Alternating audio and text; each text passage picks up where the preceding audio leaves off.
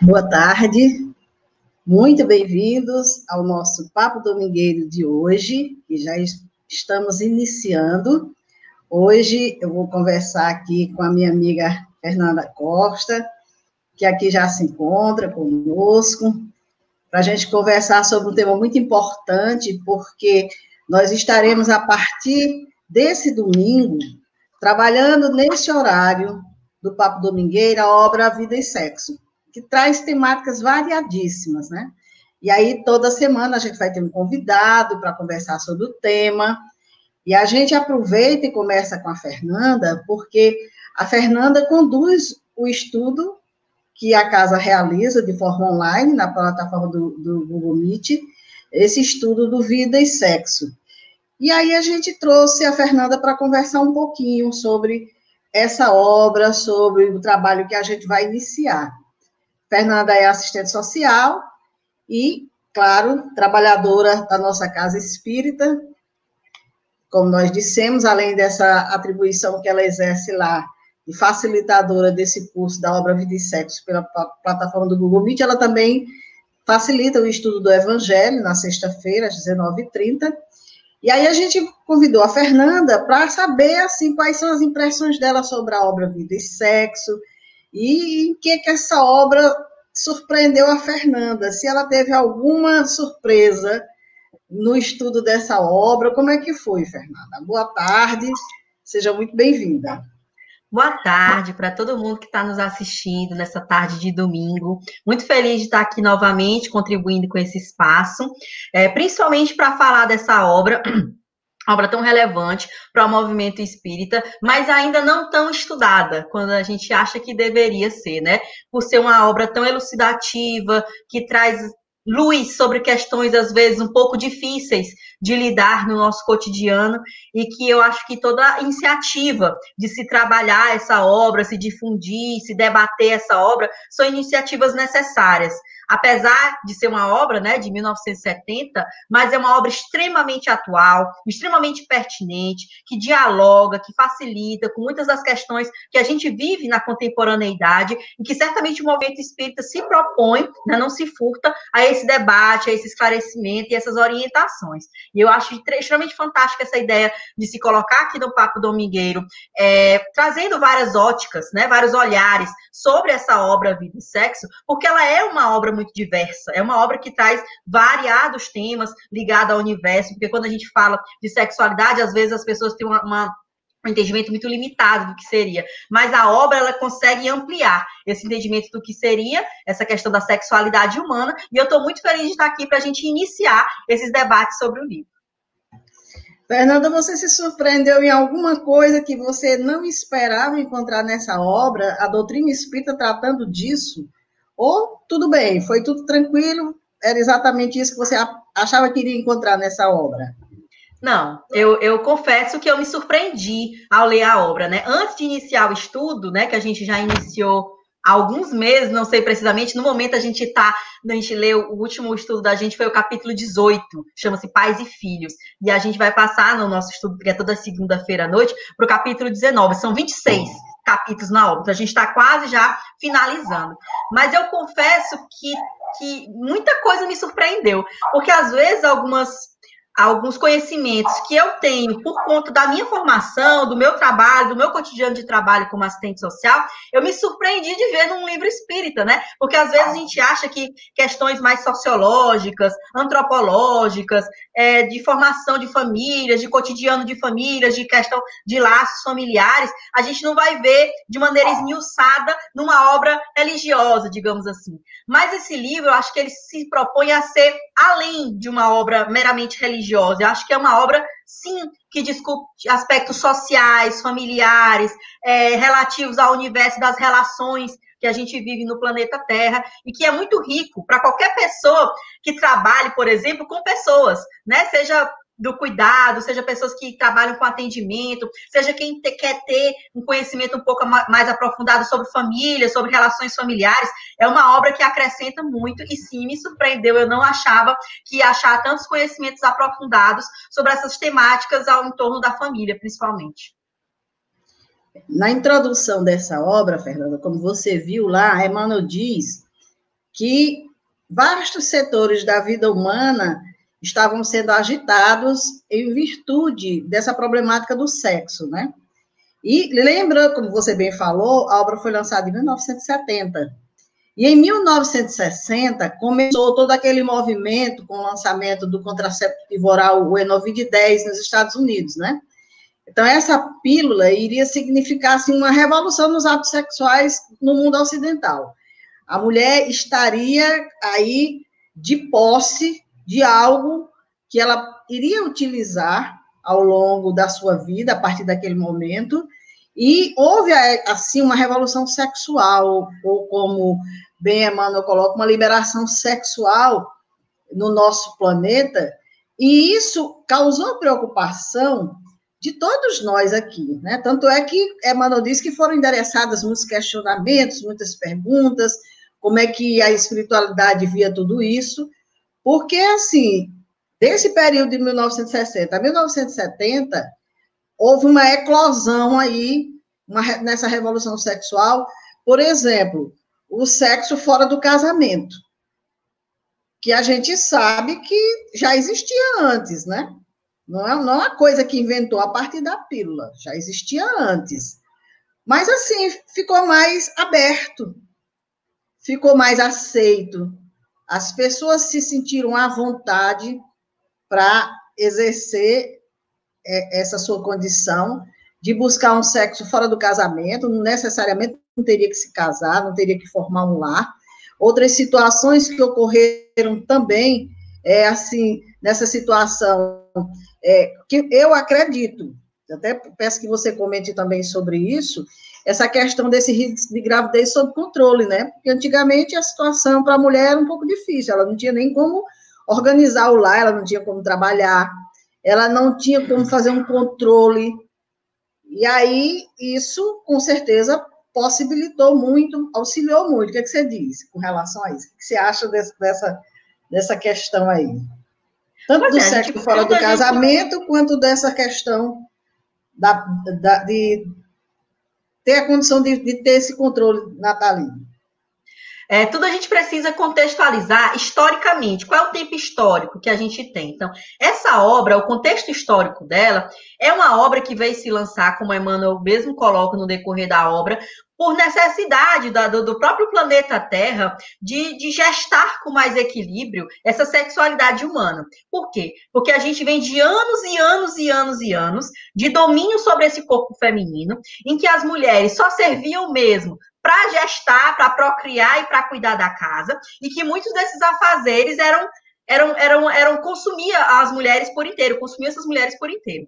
Quando a gente vê com essa revolução sexual do início da década de 60, com o surgimento desses primeiros contraceptivos orais, então parece que as pessoas, ao invés de atingirem o equilíbrio, foi para outra ponta, talvez, da gangorra, né? No sentido de que houve um desequilíbrio mesmo, acho que essa é a melhor palavra, dessas questões da sexualidade, no sentido de que eu estava aprisionada, de repente eu tenho aqui essa pílula, pronto. Eu posso agora ter várias relações sexuais com múltiplos parceiros, sem pensar nas consequências, sem pensar nas questões, porque a gente sabe que o sexo, ele pode trazer consequências que nem sempre são consequências positivas, e que a gente precisa enxergar com responsabilidade a questão do ato sexual, mas que muitas das pessoas nessa época talvez não tinham nem noção, né, das consequências negativas que digamos que essa sexualidade desenfreada, né, essa prática da sexualidade desenfreada poderia causar. Então a gente obviamente consegue enxergar que houve muitos avanços com essa questão da revolução sexual, principalmente do ponto de vista da liberdade da mulher, de que essa mulher pudesse ser um pouco mais dona do seu próprio corpo, né? Ter mais liberdade para planejar a sua própria vida, quem sabe estudar, trabalhar, ter outros planos além de cuidar dos filhos e da casa. Mas o que a gente também consegue enxergar é que nem sempre isso se deu de maneira equilibrada, parcimoniosa, responsável, né? Enxergando os outros entes que envolvem uma relação sexual. Sobre isso, só para citar mais ou menos o que eu quero dizer, o livro, gente, que a gente está conversando, para quem não viu, essa é a edição mais atualizada, essa edição de 2019, né? Já está na 26ª edição dessa edição aqui de 2019. E aí, na contracapa, tem dizendo assim o objetivo, né? Que esses conselhos trazidos no livro são voltados para a educação dos indivíduos, no sentido de tratar dignamente o sexo, respeitando os outros e a si mesmo. Então, a gente precisa entender o sexo como algo que precisa respeitar a nós mesmos, mas respeitar o outro. E talvez nesse momento, no início da década de 60 e de 70, a gente teve um alargamento desse sexo desenfreado, desse sexo praticado sem responsabilidade, sem pensar nas consequências para si e para os outros, e gerou um certo desequilíbrio na Terra sobre essa questão da prática sexual, que a gente sabe que é tão potente, né? Quando a gente lê o livro, a gente enxerga quanto poder pode haver, quantas energias, né, estão imbricadas nessa questão das trocas sexuais. E aí essa obra de Emmanuel veio para casar, né, com esses pedidos, com essas orientações da espiritualidade, né, que enxergava esse cenário, esse momento histórico que estava vivendo o planeta Terra, no sentido de que precisava de orientações, de esclarecimentos, de conselhos, de trazer luz sobre esses aspectos que giravam ao redor da sexualidade humana. E aí essa obra casou bem direitinho com esse momento histórico que o planeta estava vivendo.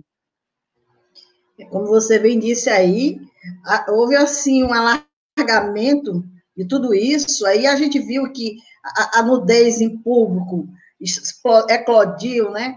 Legalização do aborto, quer dizer, irresponsavelmente nessa prática, as pessoas terminavam se conduzindo de uma forma inadequada diante de uma gravidez que surgia, que a gente vai ter um momento de estudo voltado para cada uma dessas questões, a gente não vai se ater aqui muito nelas, mas só para registrar que essa revolução sexual trouxe tudo isso, essa nudez em público, essa legalização do aborto, a normalização da homossexualidade, que sempre existiu, mas que não era considerada, como ainda por muitos não é considerada aceita, as pessoas não eram respeitadas na sua condição. Então, tudo isso surgiu naquele momento. E foi um momento em que as pessoas ficaram, sim, e aí? O que a espiritualidade diz sobre isso? E aí Emmanuel diz lá na obra que muitas perguntas foram endereçadas à espiritualidade. Os grupos que se reúnem, aqueles grupos que estudavam, que faziam perguntas às entidades, que trouxeram livros belíssimos para nós, e a pergunta era: de que forma as teses do sexo são tratadas do plano espiritual para o plano terrestre? Como é que a espiritualidade vê tudo isso? Como ela nos orienta? Porque, veja bem, a orientação que se tinha até então, trazida pelas religiões, principalmente pela igreja, dizia mais ou menos assim, nós vamos citar aqui Santo Agostinho, lá 354, 430, quando ele, bispo de Hipona, e o mais notável teólogo da igreja primitiva, ele dizia que o ato sexual era repulsivo, e para Tertuliano, que era outro, era vergonhoso, para Jerônimo, outro apologista cristão, era imundo. Então, veja qual era a visão que se tinha: repulsivo, vergonhoso, imundo. E isso era o que se passava. As religiões do passado passavam para as pessoas e controlavam o sexo através de proibições e de punições. Aí, numa pesquisazinha que a gente fez, no Bebê Espírita, a gente encontrou o seguinte: o sexo era proibido aos domingos, dias consagrados ao Senhor, no jejum de 40 dias, antes da Páscoa, 20 dias antes do Natal, dias antes de Pentecostes, 3 ou mais dias antes de receber a comunhão, durante o período menstrual e semanas antes e depois do parto. E para conter os fiéis, apregoava-se que o sexo nos períodos proibidos gerava filhos deficientes físicos e mentais e doenças como a lepra e a tuberculose. Nossa, já pensou? Quando era que se fazia sexo, então? Porque com todo esse calendário aí de proibição, com todo esse terror em cima, e ainda assim, todo ano aqueles casais tinham um filho e tudo mais. Então, veja que não existia uma educação com relação a essa questão. Existia muita proibição, existia muito medo, existia muito pavor, a condenação extrema, e aí, de repente, nós pulamos uma realidade totalmente diferente, né, como as de hoje. E lendo esse livro, Vossos Jovens Profetizarão, tem uma fala do Espírito Cecília, onde ela, referindo-se aos jovens, ela diz que as mudanças comportamentais na vivência da sexualidade do espírito encarnado não sofrerão retrocesso. E os nossos adolescentes iniciarão suas iniciativas, suas atividades sexuais cada vez mais cedo.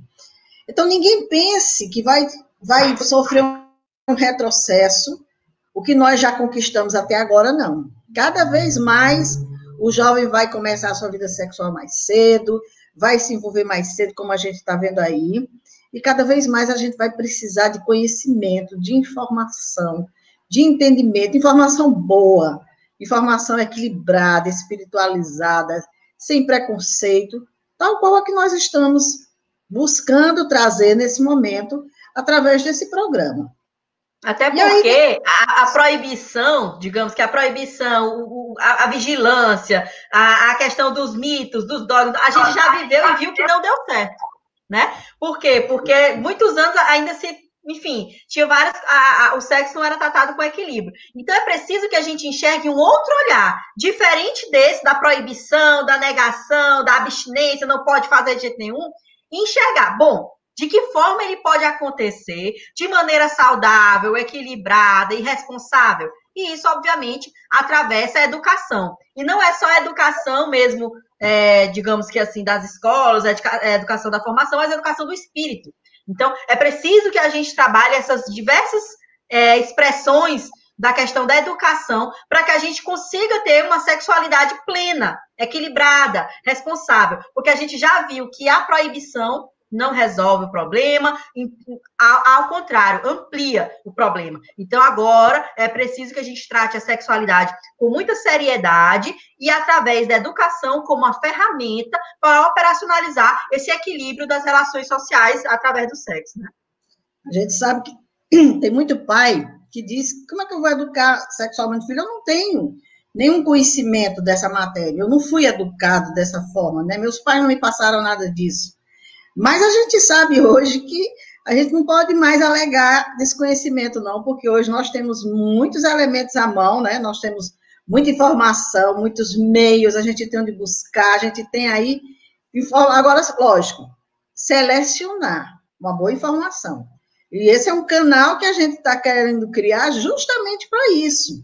Também para ajudar não só o jovem, porque as informações aqui, elas se direcionam não só ao jovem, mas aos pais também, aos educadores.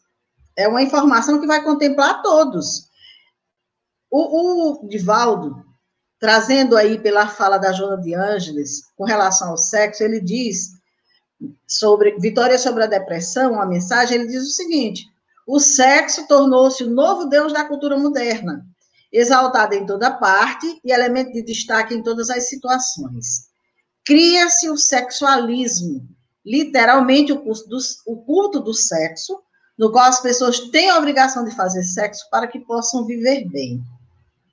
O que a gente tem ouvido de jovens que se sentem na obrigação de iniciar uma vida sexual porque está sendo cobrado pelo seu grupo, pela sua turma, é um negócio sério.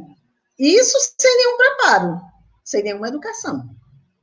E a gente, como você falou, Dora, a gente realmente fica um pouco complicado de dizer que não tem acesso à formação. Por mais que os pais não tenham tido acesso a essa informação durante a sua juventude, não receberam dos seus pais ou da escola ou das outras pessoas, mas hoje já está um pouco disseminado. Por exemplo, quem não tiver condição de comprar o livro, mas quem puder, eu sugiro que compre, porque é sempre melhor a gente ter a cópia física.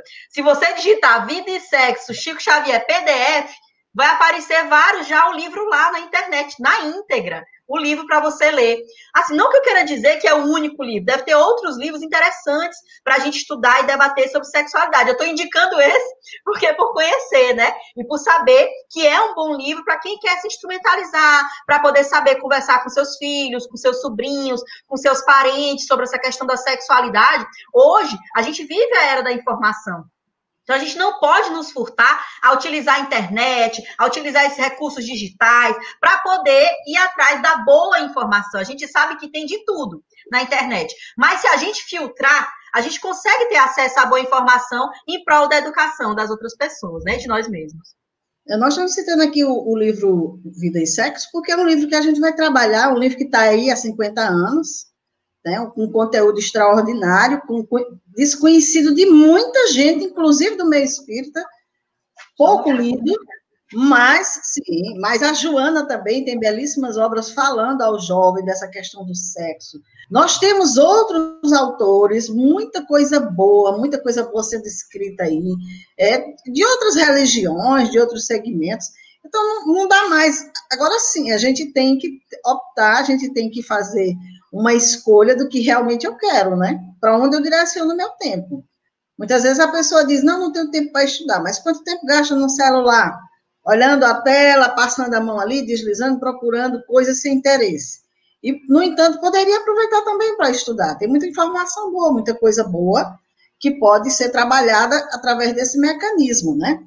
E aí, a gente, aqui no nosso estudo, a pergunta que eu te faço, Fernanda, porque você, como assistente social, você lida muito com família, você lida muito com essas problemáticas que envolvem a família. Quais são as situações, assim, ligadas ao sexo que mais se apresentam no teu campo de trabalho? E se, assim, esse estudo que você está fazendo da obra, ela te fez entender melhor algumas questões graves com as quais você chega a lidar? Sim, a gente, assim, que por trabalhar o serviço social, né, é uma profissão que lida com o que a gente chama de expressões da questão social, que são uma série de problemas sociais que a gente enfrenta na sociedade, comuns da sociedade capitalista. Dentre esses problemas sociais, por exemplo, as questões de família são que talvez apareçam de maneira mais preponderada no nosso cotidiano profissional. E aí, como eu trabalho na área da justiça, então, infelizmente, a gente lida com casos muito graves, que aparecem para nós. Seja a questão, por exemplo, do abandono parental, abandono de filhos, disputa de guardas, questões ligadas ao estupro, ligadas a outros crimes sexuais, a questão de violência doméstica no ambiente doméstico, conflito entre pais e filhos, né? A gente tem um capítulo, que é o capítulo 18 do livro, que ele se chama Pais e Filhos, né? E a gente fez esse estudo recentemente. E eu achei interessantíssimo, né? Esse link, porque eu consegui fazer muitos links com a minha prática cotidiana, porque, infelizmente, são muito comuns os processos que eu recebo para fazer estudo de violência patrimonial de filhos com relação aos pais, né? Pais idosos, desses filhos que cometem essa violência patrimonial, roubar o dinheiro, roubar o cartão, fazer compras e tal. E quando você consegue ler essa obra, você consegue ter um olhar ampliado, além do universo jurídico, ali das leis, que a gente lida no nosso cotidiano, mas enxergar o universo das relações, né, das causalidades, das implicações que existem. Então, eu acho que essa obra é importantíssima para qualquer pessoa que lida com o ser humano, no sentido de que é preciso que a gente amplie o nosso olhar de entendimento sobre o que é ser humano. E nós, assistentes sociais, lidamos cotidianamente, por exemplo, com a defesa intransigente dos direitos humanos, que é o que diz até no nosso Código de Ética. E, obviamente, direito sexual e reprodutivo é um direito humano.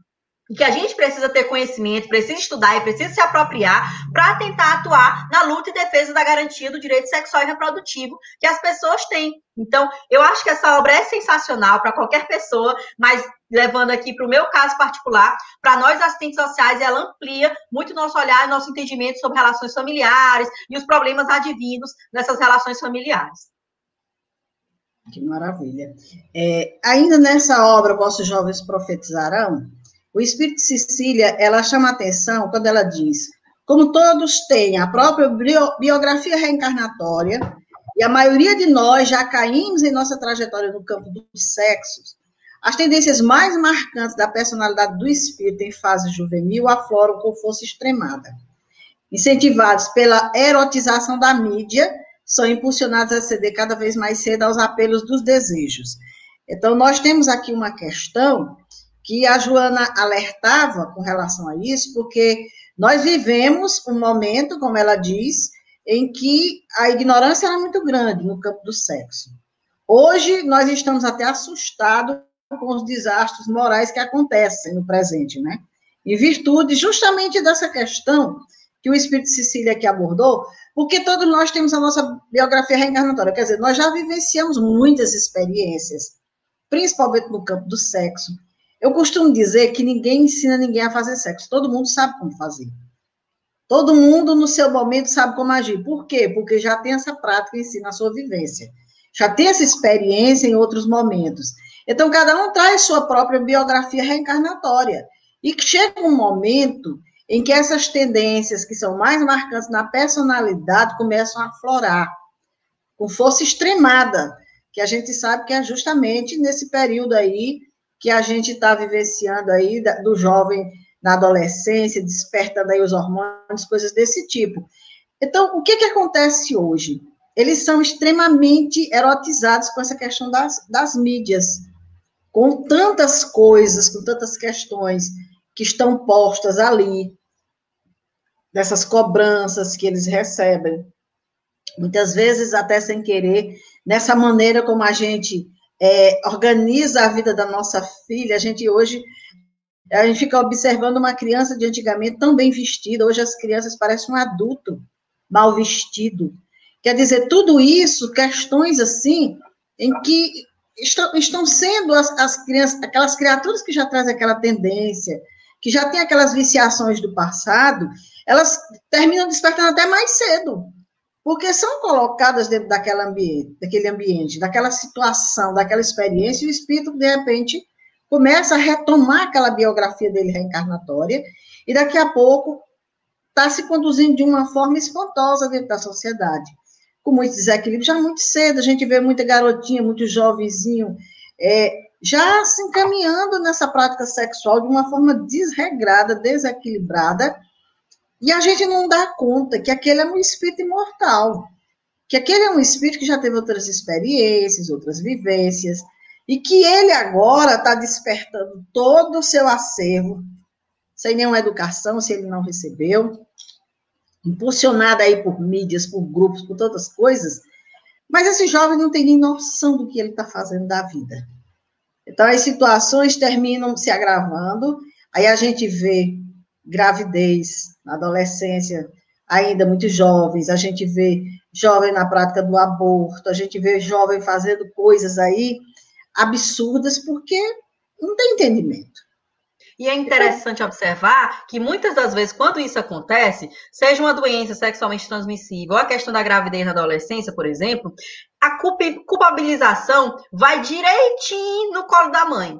Ah, foi a mãe que não educou direito, foi a mãe que fez isso. Quando a gente precisa entender também que, por exemplo, pegando aqui o aspecto legal da situação, no Estatuto da Criança e do Adolescente, está lá muito claro que é dever da família, da sociedade e do Estado a proteção dessa criança, desse adolescente. Então, é dever de toda a sociedade a proteção. E essa proteção envolve também a questão da educação. Então, não tem como você apontar o dedo, por exemplo, e dizer que uma menina de 15 anos que engravidou, que a culpa é da mãe, porque a mãe foi irresponsável, a mãe foi relapse, a mãe foi aquilo tudo. E o pai dessa criança? E o avô, e a avó, e a tia, e o tio, e as outras pessoas que fazem parte desse núcleo familiar, desse núcleo afetivo, da comunidade, da escola. Qual foi o papel que eles tiveram da educação? Que educação foi passada para esse adolescente? Então, é preciso que a gente tenha esse entendimento, até mesmo, levando agora para o lado espiritual, de que somos todos irmãos. Então, se somos todos irmãos, não existe esse filho que é só meu e só eu tenho responsabilidade, ele é meu, é um atributo que é meu e ninguém tem nada a ver com isso. Não é. Esse filho, ele é neto de alguém, esse filho, ele é sobrinho de alguém, ele é aluno de alguém, ele é vizinho de alguém. Então, toda a comunidade precisa se envolver na educação dessa criança, desse adolescente, inclusive na oferta da proteção, que ela precisa passar por essa educação. Então, quando a gente vê a questão da gravidez na adolescência, a questão da doença sexualmente transmissível na adolescência, é preciso se enxergar e não se culpabilizar apenas a mãe, mas toda a comunidade envolvida tem a sua parcela de responsabilidade na proteção e na educação daqueles indivíduos. Tem uma obra também belíssima da Joana, Constelações Familiares, que aborda, no geral, tudo isso. Porque, veja bem, não é a minha família, nós somos a família universal. Eu tenho responsabilidade com o meu vizinho? Tenho. Mas no meu egoísmo, o que eu acho? Minha família. E muitas vezes isso depois chega próximo. Nós estamos vivenciando quadros assim. Não era problema meu a sociedade, mas agora a sociedade está dentro da minha casa. A sociedade está na minha rua, está na minha vida, está ali envolvida com o meu dia a dia, com os problemas que eu estou vivenciando. Então, agora eu já começo a me preocupar, eu já começo a me interessar por essas questões. E a obra, ela é belíssima justamente por isso. Porque as pessoas acham que trata só de sexo. Não. Trata de todas as questões que envolvem a família. Tanto é que nós vamos estudar capítulo a capítulo. E a cada dia nós teremos alguém aqui comentando sobre aquele capítulo, sobre aquela abordagem. E, claro, vai ficar aí no que cada um vai trazer, mas consultar outras obras, trazer outras informações, porque o nosso intento aqui é, nesse espaço que a gente está aqui conversando, a gente realmente discutir aquele tema que foi proposto para aquele dia. Essa também foi uma coisa que me chamou a atenção. Eu vou dizer que talvez seja o que muitos colegas pensem. Essa obra Vida e Sexo, só fala de sexo. Não vou me interessar, não quero estudar e tal. Quando, na verdade, se eu for dizer, assim, talvez o tema central seja a questão da família e relações familiares. Acho que é um dos pontos centrais da obra, são essa questão de família, relações familiares, relações humanas. Claro que atravessados pela questão da sexualidade humana. Mas não é focado somente no sexo ou relação sexual, ou como é que acontece, a relação, não é. Eu sugiro mesmo que vocês se aprofundem no estudo da obra, porque é uma obra riquíssima e com um olhar ampliado sobre essa questão de relações familiares. Inclusive, é importante, porque, veja bem, tem uma obra que foi lançada antes dessa, foi lançada por André Luiz, psicografada por Chico Xavier, que é a obra No Mundo Maior. Foi lançada em 1947, quer dizer, há 73 anos. 23 anos antes do livro Vida e Sexo. E já nessa obra, a espiritualidade alertava e dizia que a incompreensão humana dessa matéria, ou seja, a incompreensão humana da questão da sexualidade, do sexo na vida do ser, equivale à silenciosa guerra de extermínio e de perturbação, que ultrapassa de muito as devastações da peste referidas na história da humanidade. Então, aqui, os Espíritos vêm nos dizer que é uma incompreensão muito grande que nós temos dessa matéria. É uma guerra silenciosa de extermínio, porque, sabe, a gente não fala sobre essas questões, a gente não discute essas questões com os filhos, a gente não tem como, não sabe como lidar com essas coisas, não sabe como chegar para um filho e ouvir a problemática que ele está vivenciando. A gente está vendo tanto problema aí de jovem que está se descobrindo aí na homossexualidade e não sabe, não tem um apoio da família, não sabe o que fazer, não sabe o que dizer, por conta da incompreensão, uma verdadeira incompreensão dessas questões do sexo. E aí ele compara com essas devastações das pestes, que exterminavam muitas pessoas, ele diz que é muito maior, causa até muito mais. E responde por problemas obsessivos, depressivos, por mágoas, por ressentimentos, por assassinatos, por suicídios. Quando a gente vai atrás dessas problemáticas todas, a gente vai encontrar, lá no cerne de tudo, a questão do sexo. É muito interessante isso. Se a gente observar bem, a gente vai perceber. A maioria dos processos obsessivos, por exemplo, quando a gente está acompanhando, tem sempre uma questão da traição, de alguma coisa envolvendo o casal, o sexo, coisas dessa natureza. Muitas pessoas depressivas por abandono, guardando mágoa, ressentidas, muitos assassinatos que são praticados hoje. O que a gente está vendo hoje com relação à mulher? Né? E muitos suicídios também. Então, por exemplo, um dado que reflete isso é que o dado estatístico que a gente tem sobre morte de travestis e pessoas transexuais é que a estimativa de vida, a expectativa de vida de uma mulher travesti é 34 anos. É a menor expectativa de vida. Por quê? Porque elas são mortas ou elas se suicidam. Porque as pessoas não conseguem entender, acolher e identificar de que forma pode fazer esse acolhimento dessas pessoas trans, dessas mulheres travestis. Então, é um problema seríssimo. Quando já André Luiz trazia luz sobre essa questão, é que mata mais do que guerras, mais do que pestes, né? Porque é isso, provoca suicídio, provoca assassinatos, até hoje, mesmo o livro sendo da década de 40, de André Luiz, mas é extremamente atual. Hoje a expectativa de vida da população trans é essa, expectativa extremamente baixa, e ainda hoje a gente vive situações de pessoas trans terem que se suicidar porque a família não aceita, não tem trabalho, não tem como sobreviver, acham que não tem uma saída. As pessoas são mortas só por serem travestis, não fizeram nada, não estavam fazendo nada, não agrediram ninguém, não fizeram nada. Estava sendo morta somente por ser travesti, porque alguém não aceita que aquela pessoa tem uma identidade de gênero diferente da dela. E sobre isso, a obra traz um entendimento no capítulo que vai falar sobre a homossexualidade e identidade de gênero. A obra traz um pouco de luz sobre essa discussão. E eu acho que o primeiro assim, pontapé inicial que a gente deve ter quando a gente quiser conversar com alguém, ou seja, um irmão, um filho, alguém, sobre essas questões, é o pontapé do não julgamento, né? Eu já trabalho há alguns anos com questão de família, com orientação a famílias, com trabalhos em grupo, e sempre que eu vou orientar famílias nessas questões que passam por conflitos familiares, digo, olha, a sua primeira postura tem que ser a de não julgar. A segunda é a de acolher. Então, às vezes, as pessoas não querem nem acolher e já querem julgar. Ah, porque você é isso, você é isso, você é isso, você é isso, você é isso, e acaba afastando de um modo geral. Então, se a gente puder dizer como uma dica, um conselho, que está na obra, a gente consegue pegar esse conselho também da obra, é o não julgamento, é o acolhimento, é a orientação e é o amor, que são a chave de tudo nesses processos de discussão sobre as questões familiares e as questões sexuais. É muito triste a gente verificar no dia a dia, nos noticiários, o quanto de mulheres que estão sendo assassinadas por seus companheiros, né? Tudo em função, quando você vai em busca, tá ali a questão do sexo. Não tem como. E essas mortes vão gerar processos obsessivos, são coisas que vão se desencadeando aí ao longo das vivências, das experiências, respondendo por processos de retorno de vivência em lares com dificuldades. Então, tudo isso a gente vai entender ao longo do estudo dessa obra. Então, o Emmanuel, mais uma vez, no livro Pão Nosso, ele diz algo que eu achei belíssimo.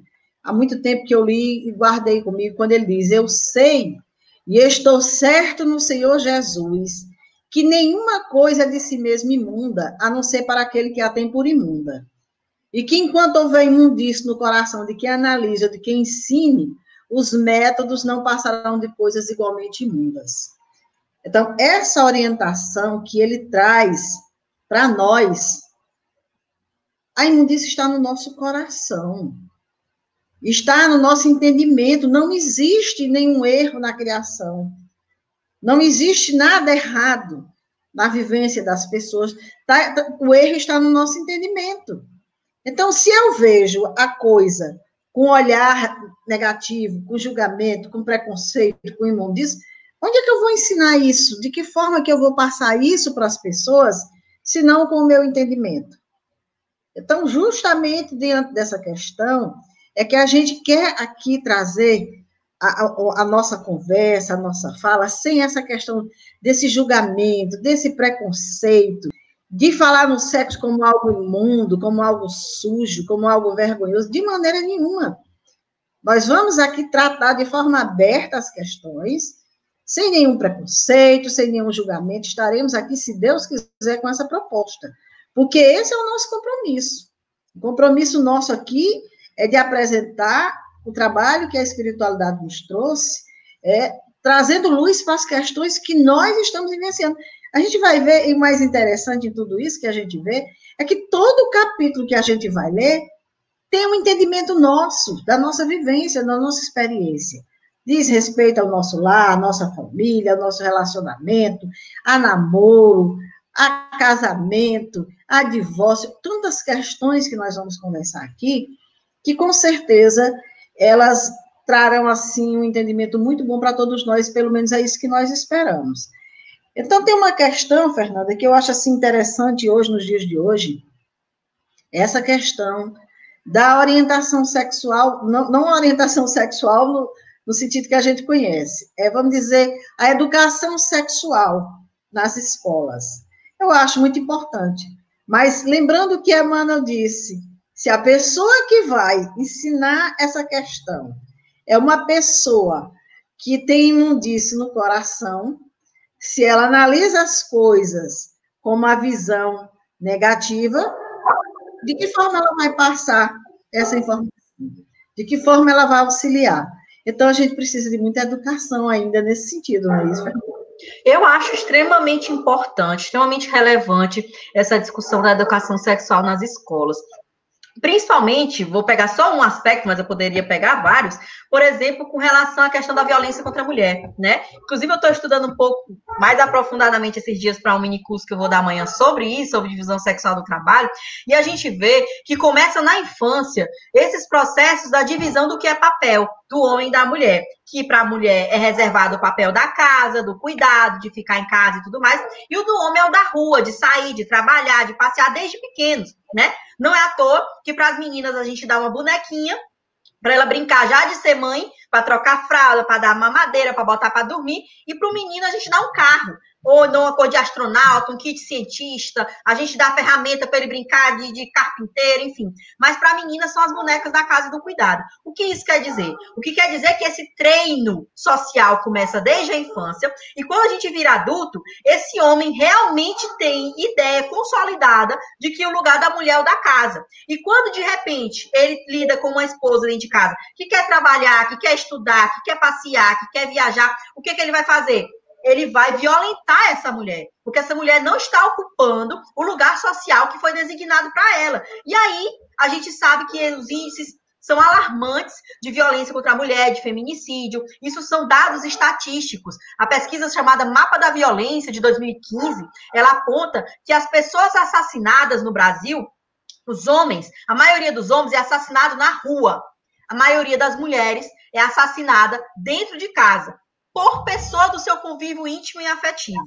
Então, por que eu quero dizer isso? Eu quero dizer que se lá na infância, lá na escola, a gente tivesse alguém dizendo que os meninos e as meninas podem brincar de boneca, que os meninos e as meninas podem cuidar, que os meninos e as meninas podem viajar, estudar, trabalhar, fazer o que eles quiserem fazer da vida deles, a gente talvez não tivesse índices tão grandes de violência contra a mulher. Mas porque essa discussão não aparece nas escolas, de jeito nenhum, a maioria das escolas sequer quer fazer esse debate sobre a educação sexual, isso colabora e corrobora e ratifica a dominação do homem sobre a mulher, o que vai ratificar a violência contra a mulher. Então, é urgente, necessário, para ontem, se inserir discussão sexual da escola. Quando a gente fala isso, as pessoas estão, a gente vai ensinar a criança a fazer sexo. Não é isso. É ensinar papéis sociais, é ensinar que todos são iguais, é ensinar que homens e mulheres têm os mesmos direitos, que homens e mulheres devem ter as mesmas chances de acesso à sociedade, aos bens sociais. É sobre isso que a gente está falando. É sobre saúde, quando eles forem adolescentes, não para crianças. A gente discutir com esses adolescentes sobre métodos contraceptivos, sobre educação sexual, sobre ter cuidado com o seu próprio corpo, sobre conhecer o seu próprio corpo. É disso que a gente está falando. E isso atravessa questões de saúde, de segurança pública, de cidadania para crianças e adolescentes. Então, realmente é muito urgente a discussão de educação sexual nas escolas. Só lembrando aqui para o pessoal que o chat está liberado. Se alguém quiser perguntar alguma coisa, nós estamos ao vivo aqui, a gente passa a pergunta imediatamente para a Fernanda. Mas, Fernanda, nessa questão do feminismo, nessa questão do ser criado dessa forma, a mulher de uma outra forma, tem uma questão que sempre me inculcou, e que volta e meia eu volto a falar sobre isso. O filho, ele não é educado pela mãe, a maioria das vezes, não é, essa educação dele não é feita em casa, no lar. O que acontece? A mãe não perde a oportunidade de educar esse filho dessa forma, ou ela também tem um preconceito, ela leva esse preconceito também de separar, a mulher tem que ser desse jeito, o homem tem que ser desse jeito, e aí ela cria um filho machista, que daqui a pouco, quando cresce, está aí fazendo agressão às mulheres, coisas dessa natureza. Porque são processos que atravessam gerações e gerações e gerações, e que é preciso ter esse entendimento. Então, provavelmente, essa mãe foi educada na infância dela de que o lugar dela era o da casa, era de cuidar de lavar a louça, varrer chão, cuidar de menino e tudo mais, e o do homem é o da rua. Então, quando ela tem a oportunidade de passar esse conhecimento, ela vai provavelmente repassar o mesmo conhecimento que ela repassou na infância, de que o lugar do homem... Aí ela acaba cometendo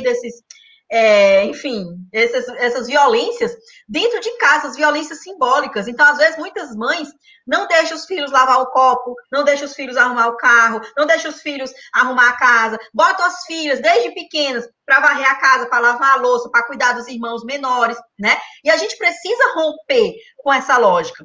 E é preciso ter esse entendimento, esse conhecimento. Então, esse conhecimento vai vir através do estudo, seja sociológico, antropológico, a gente estudar sobre essas relações de poder, essas relações, né, de perpetuação de poder na sociedade, pode vir também do estudo espiritual. Aqui no nosso livro do Vida e Sexo, também fala sobre isso, que não tem essa questão de que um sexo é superior ao outro. Tanto que tem uma parte no livro que ele vai dizer que ora a gente encarna como mulher, ora a gente encarna como homem. Então não tem aquela coisa de eu sou sempre superior porque eu sempre venho homem nas minhas encarnações. Isso não existe. A gente vem de acordo com as experiências que a gente precisa passar. Ora como homem, ora como mulher, ou ora até como uma identidade de gênero não identificável, porque era aquela experiência que você precisava passar.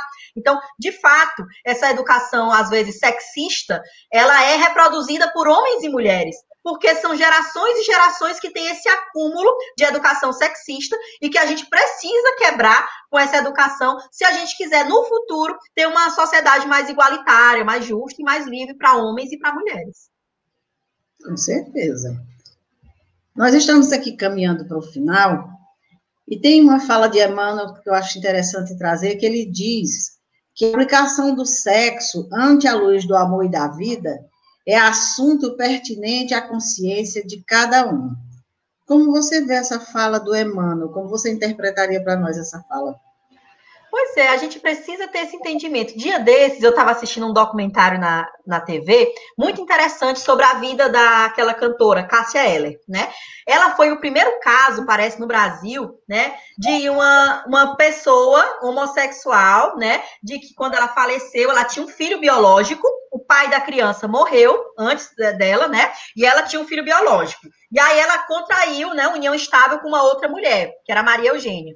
E ela tinha um filho, que é o Chicão. E as duas cuidavam do Chicão. As duas eram mães do Chicão. Tinham um lar, um casamento, balizado no amor, no afeto e tudo mais. Quando Cássia Eller veio a falecer, a família da Cássia Eller, que não aceitava o casamento dela, era até o pai, que não aceitava, que achava que era imundo, veio aquele discurso, né, de que só tem imundice no olho de quem vê, que era imundo, que não aceitava, enfim, que era uma pouca vergonha aquilo que ela viveu com a mulher, foi querer a guarda da criança, né? E aí ficou a disputa, a primeira disputa judicial da Maria Eugênia, que era a madrasta, digamos assim, ou a mãe socioafetiva, com o pai da Cássia Eller, que é o avô biológico da criança. E a justiça, pela primeira vez, reconheceu essa maternidade socioafetiva da homossexualidade e reconheceu que era uma família, que elas eram uma instituição familiar e que, de fato, a Maria Eugênia era quem cuidava do Chicão durante toda a vida. E era ela que deveria continuar cuidando. Então, nesse entendimento, eu acho que a gente precisa ter a consciência sobre o que é certo, sobre nós mesmos.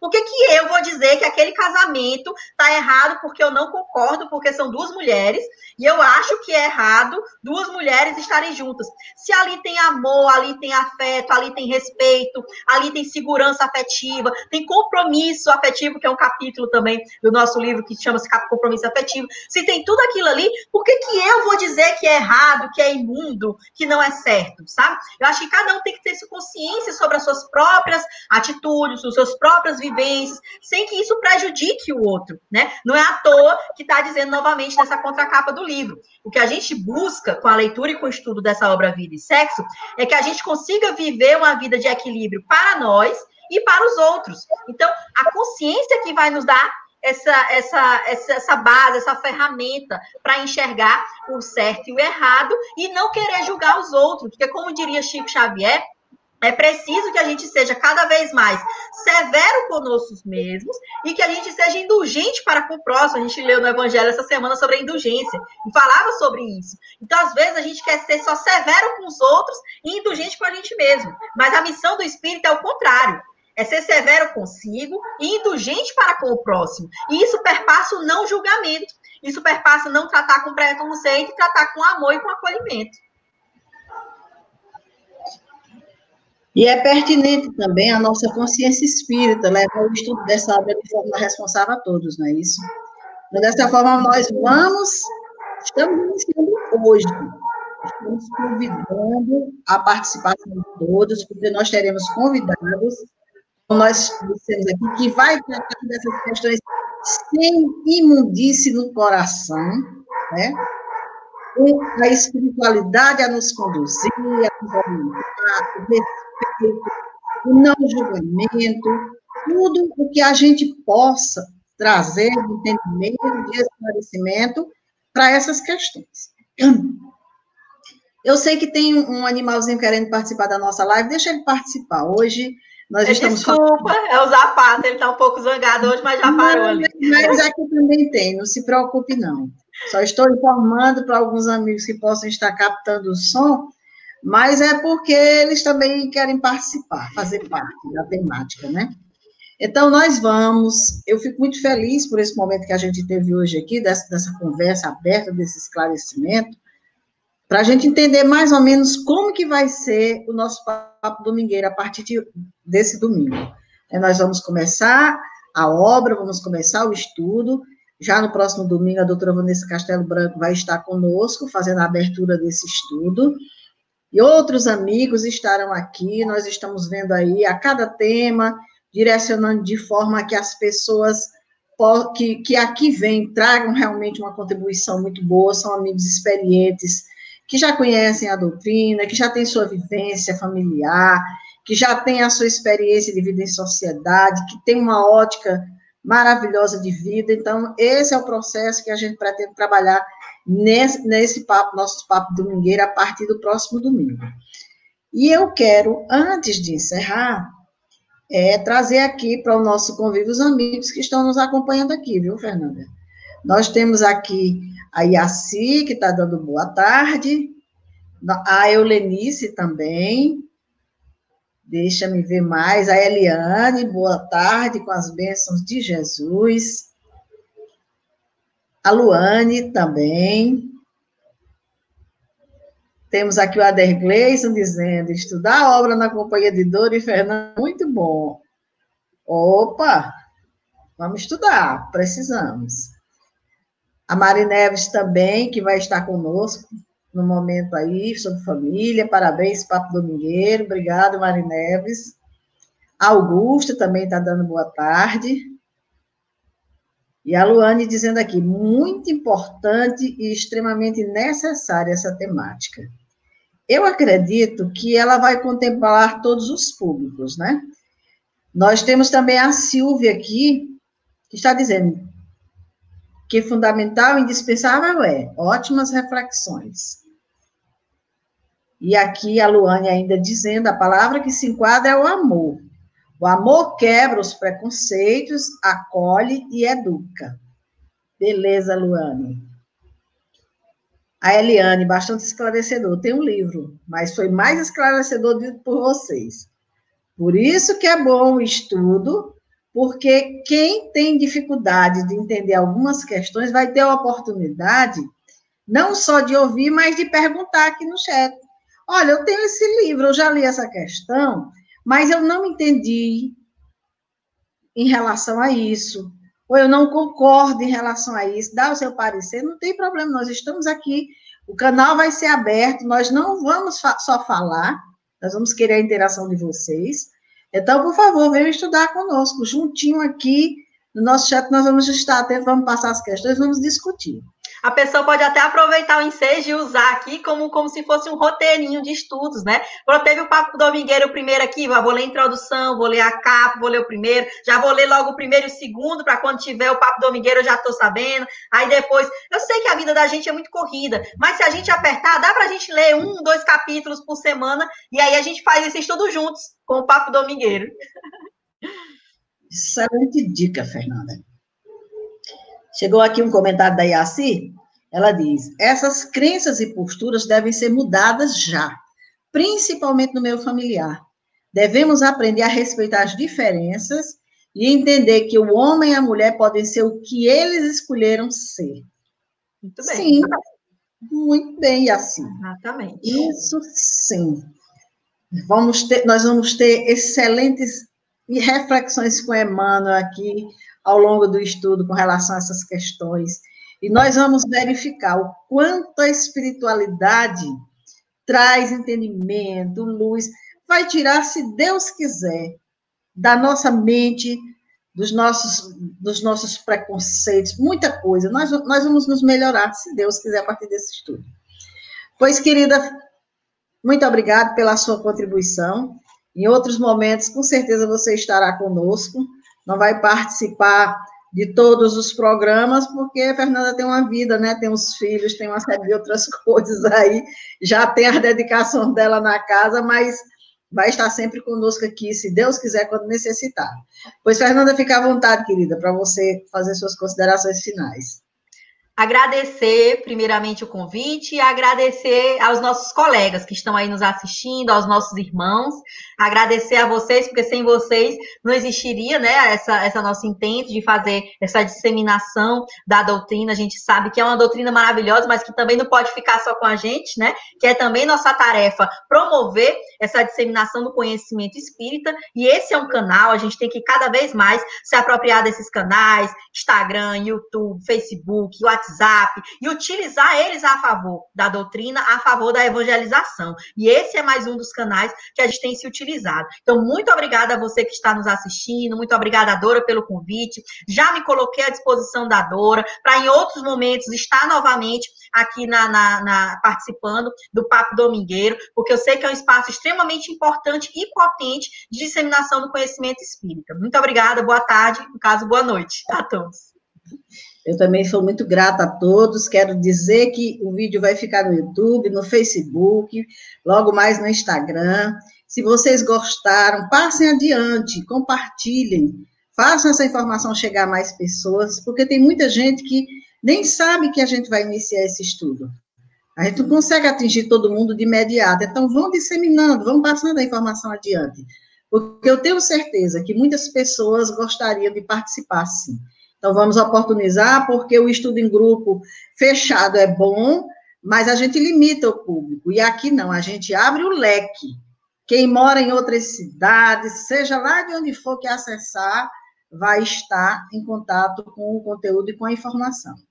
Pois muito obrigada a todos, muito grata pela participação de todos que aqui comentaram no chat, daqueles que estão nos acompanhando, e se Deus quiser, no próximo domingo, a gente retoma a nossa atividade do Papo Domingueiro, agora iniciando de verdade o item, os capítulos que iniciam a obra Vida e Sexo. Estão todos convidados, uma boa noite a todos, e até o nosso próximo Papo Domingueiro. Boa noite. Boa noite.